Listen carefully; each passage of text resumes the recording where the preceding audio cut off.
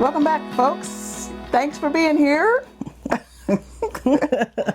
Well, this is our Mile High Beach. Mile High Beach. That's who we are. Thank you for inviting us. This is Mile High Beach. Yeah, and we love to do these Harvest Host campground reviews because one of the things that we found. What are you staring at, Charlie? He's like, what are you saying? One of the things that we found about the Harvest Host is, you know, you can do a lot of research on the app. You can do a Google search. You can call the folks, but there still can be some uncertainty. Yeah. You know, Absolutely. With pulling in and, you know, and accessing the property. And we'll show some video of that, you know, kind of entering the property. Yep. And how the entrance and the exit, we've got some footage for that. Yeah, yeah. And we just find that it just brings the travel day stress down when you can know what to expect. Yeah. You know, we'll put our first video here because we have already done a Harvest Host. Two other Harvest Hosts. Look at that. We'll put our first one here in the description. Didn't we do two? I think so. Yeah. Yeah. We'll put the first one in the description because we talk more about Harvest Host and there's some details in the description notes, the video notes that you can find. Speaking over Charlie. His head's in the way. Oh, he's giving Mama some kisses. What a cutie He's boy. like, I'm going to tell you about this Harvest Host. Yeah. Well, he actually really enjoyed it. But let's talk about it. Sandstone Distillery. Now, how did you find this place? Well, you know, we have certain criteria, right? So we always are going to look for big rigs. So, you know, within the Harvest Host app, you can put in the criteria you're looking for. So, you know, start with the region. Since we only travel about 3 hours, so I was looking for something between our previous location and where we were going to. And then I was looking for, you know, there's a filter that you can put rig size. So I always put 45 plus. And so by the time, you know, you put the criteria in and the, you know, the location and your size, you know, this is kind of what popped up for us because it was basically on our route. So that's, you know, really what I use is just kind of their filters, which are actually pretty good. Mm-hmm. Yeah. So Sandstone Distillery, and there's some interesting history about the whole sandstone thing in this town. The town name was, I'm going to say it wrong. Let me see if I can get it right. Tenino. Yeah. Tenino, Washington. I'll give you a hint. It comes after 8. Oh, Tenino. Oh, yeah, look at that. Yeah. So Tenino, Washington. Very cute, charming little town. Oh, yeah. Yeah. Yeah. It's a very cute little town. Yeah. Some nearby attractions. Really charming little town. I think it had a really small population, like, what, 1,800 people or something? Oh, I don't even remember. I didn't even do, was it that much? Yeah, it was a really small town. But the downtown was very cute, charming. You know, some coffee shops and restaurants and stuff, some shops. Mm-hmm. Had a great grocery store. I can't remember the name of it, but if I can remember, I'll put a photo of it up here. And a really great Mexican place. I'm telling you, it was the best Mexican food I think we've had. Definitely into the 2 years we've been on the road, almost 2 years. Yeah. But I'm like trying to think even before we left our house. I know, it was really good. It was really good. Yeah. Don Juan's is the name of the place, and we'll put a link to it below. Probably some of the best Mexican food I've had in years. Mm-hmm. I mean, this is like this teeny little town, just really unexpected. So good. Really good. Yeah, very good. Yeah. So we stayed here at this Sandstone Distillery Harvest Host location September of 2022. Hookups, as with most of these Harvest Hosts, there were no hookups, so no water, power, and sewer, so don't expect that. I guess the gravel, not the gravel, the road was a gravel road. You mean going into in? the property? Oh, yeah, into the property, and then we went around a loop. I don't know if you're going to show that in the video, but we went around a loop to park. Yeah, I think I have some of that footage as we approach and enter the property. Yeah, there's kind of the way you come in, the way he's got his Harvest Host spot set up, because he said he could accommodate 2. Thankfully, while we were there, we were the only ones there. Mm-hmm. But you have to make a loop to come up and around to situate yourself in the spots that he's got designated for the harvest hosts. Yeah, which is great, so that you're not having to make some crazy turn. You can just follow a loop around and then pull right into the spot and be facing the driveway going out, which is really nice. Really very nice. But in terms of road and access to the actual property, coming off of I-5, it was a dead-end road. So the long road that we were on was a dead end, but it was pretty windy. Yeah, the road, you're talking about the road just coming into the property. Yeah, it was a pretty windy road. I mean, this is, rural, part of the state, once you get off the 5. And, it was mostly just windy roads, beautiful kind of, I don't say farm/forest kind of land, but yeah, it was windy to get back up to this property. I would never want to come in there at night. No, because I don't think there was any street lights or anything. So no, you don't want to come in there at night. Yeah, I just wouldn't want to do that. I mean, those roads were, and it's not like there were drop-offs on the roads, but they were just windy enough to where, if someone's coming in the opposite direction and narrow, you just want to make sure that you're fully on your side of the road on those curves. Because some of those curves were blind curves, and so you just want to make sure that you're just something to know. Yeah.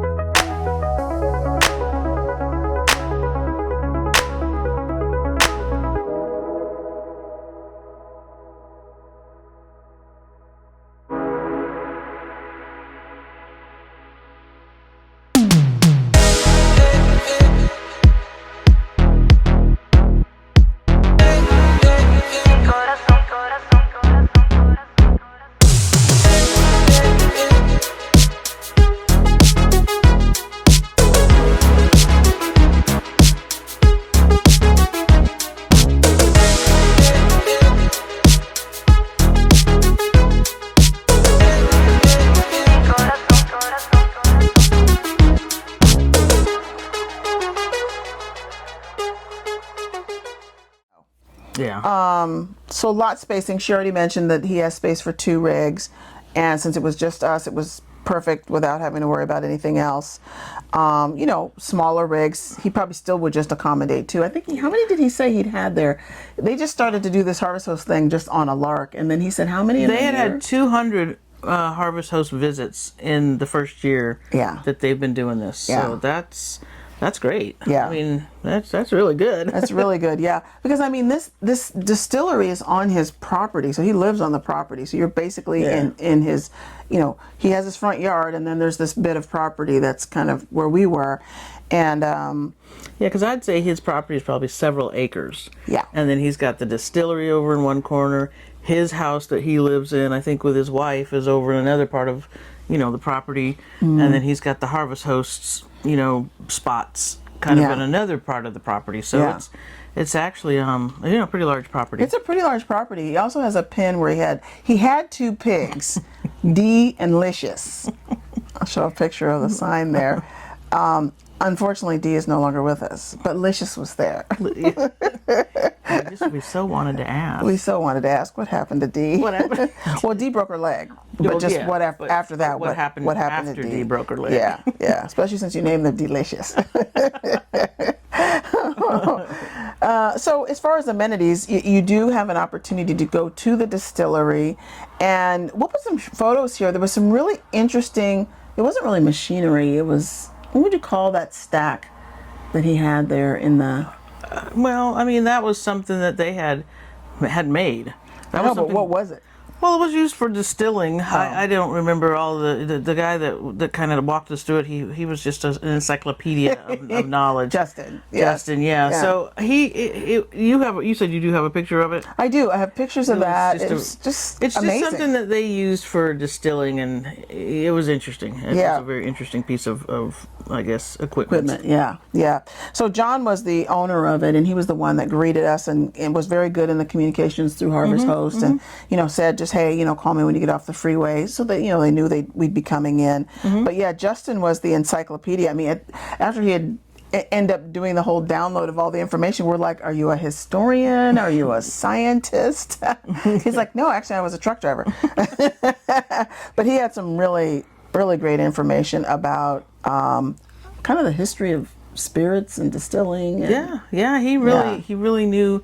He knew the business very well, and then even like you said, kind of went beyond that with just an understanding of distilling and understanding spirits and alcohols. So it was quite the it was a definitely nice stop. Yeah.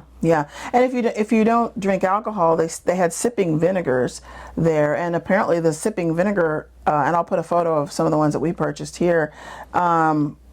Apparently the sipping vinegar business really took off for them. So you might try some of those and take some of those. So you don't have to worry about the alcohol bit, because as a Harvest Host member, part of the agreement and the commitment to stop staying over at a property is to either make a $20 donation or something of that size. So you don't have to worry about the alcohol thing if that's not your thing.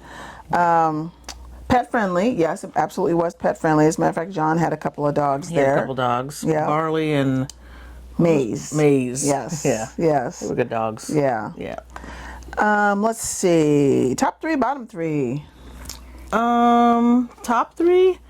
I think again it was very close to the 5 freeway. So I think it was about 10 minutes. I think we mentioned that, so that we called John.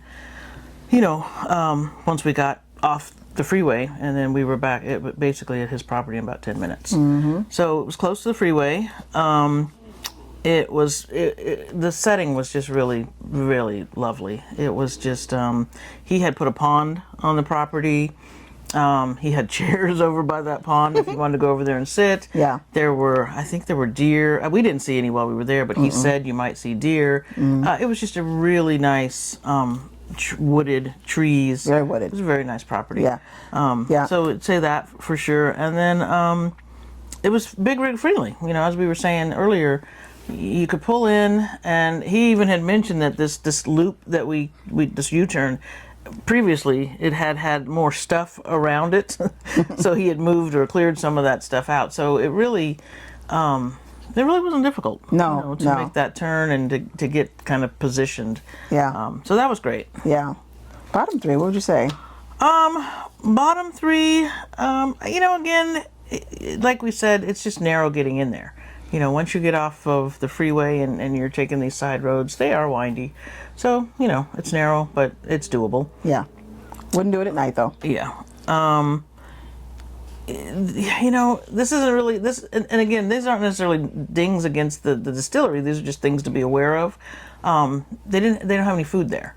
So it is a distillery. So unless you've eaten or you have food in your RV, or you're just really good at holding your alcohol, you'd have to go into town to get something to eat. And not that was horrible. It was about 10 minutes. And again, we found that really good Mexican food place. Amazing. And there was the grocery store. So there were options, but he didn't have any food other than, what did he serve? He was serving oyster crackers. Oh yeah, oyster crackers to kind of clear your palate between it during the tasting. So that could be a challenge. And then the last thing was, again, something to be aware of is that because it is wooded, if you are using solar, something to be aware of, that you might not be positioned or in an optimal position for your solar panels. We use our generator. We don't have solar, and that worked fine. He asked that we turn it off at 9 p.m., which we did, and then we didn't have really any problem at all with that. So yeah, those would be. I think those are the kind of the top things for sure, and just some things to be aware of. Yep. And as we continue doing these harvest hosts, we're really continuing to get to know continuing to get to know our RV. And there was something we learned this time. And what did we learn? We learned, and I mean, again, we're new at this off-grid thing. You know, this is only like, I think, our third harvest host. Yeah. But we had apparently accidentally left the furnace on when we went to bed, thinking we had turned everything off. Yeah. And the furnace came on. And we were like, oh, so I guess the furnace runs on battery. So that was a great thing to know. That was good to know. Yeah. Because it actually did get cold here. It did get cold. It did get cold. Got cold enough for the furnace to come on. Yeah. So it did get cold. We were actually prepared to just bundle up and go to sleep and just kind of tough it out. Yeah. But the furnace did come on and that worked fine. Again, the batteries seem to work great.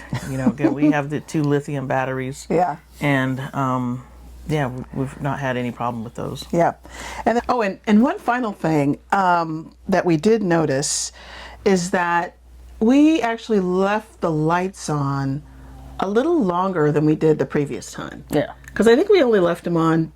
What are you staring at, Boogie? He's like, I'm staring at you again. Yeah. Well, I think the first time we were concerned, so Yeah. that as soon as we turned the generator off, we yeah. turned all the lights off. Yeah, that's why we're sitting in the dark. That's why we're sitting in the dark. But Yeah. this time, We left them on. we left them on until we went to bed, yeah. which I think they stayed on an extra 90 minutes beyond when we turned off the generator. Yeah. And that, you know, there was literally no impact to the battery. So No. it really worked out And great. I still had it set for the auto start, you know, in the one control, just in case. But it didn't even get anywhere close to needing to come on. Yep. So that's it, folks. The Sandstone Distillery in Tenino, Washington. We found it to be really a great choice, and we gave it our thumbs up. Pookie gave it his paw up, and we will look forward to seeing you in the next one. Bye-bye.